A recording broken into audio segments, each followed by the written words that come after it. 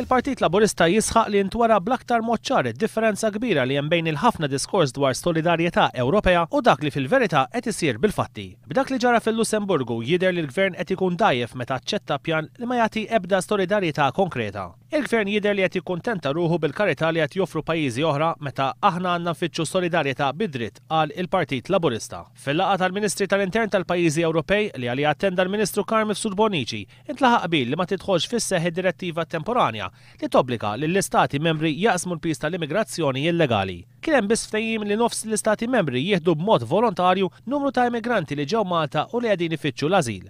Il-Partit Laburista qal li dan mhux biżżejjed u jikkonferma kemm il-Gvern ta' Gonzi huwa dajjef meta jiġi biex jiddefendi l-interessi nazzjonali fl-Ewropa.